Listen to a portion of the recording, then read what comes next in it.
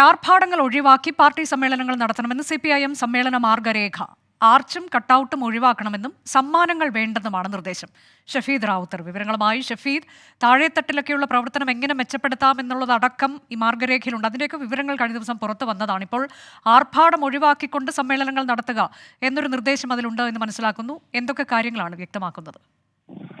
ഈ CPM സമ്മേളനകാലമാണ്. സമ്മേളനങ്ങളിൽ ആർഭാടം വേണ്ടെന്നാണ് ഇപ്പോൾ CPIM നിലപാടെടുത്തിരിക്കുന്നത്.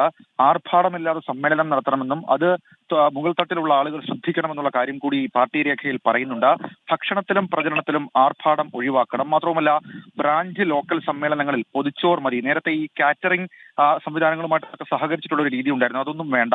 ആർച്ചും കട്ടൗട്ടുകളും ഒഴിവാക്കണം. മാത്രവുമല്ല, സമ്മേളനങ്ങളിൽ സമ്മാനങ്ങൾ ഒഴിവാക്കണം എന്നുള്ള കാര്യം കൂടി ഇതുമായി ബന്ധപ്പെട്ട് നൽകിയിട്ടുണ്ട്. ഒരു കാരണവശാലും ഇതുമായി ബന്ധപ്പെട്ട് വിട്ടുവീഴ്ചകൾ പാടില്ല എന്നുള്ള കാര്യം കൂടി ഒരു പാർട്ടി രേഖയിൽ പറയുന്നുണ്ട്. അനുജ, അതാണ് പാർട്ടി സമ്മേളനങ്ങളിൽ ആർഭാടം വേണ്ട എന്ന് CPIM മാർഗരേഖയിൽ നിർദ്ദേശം.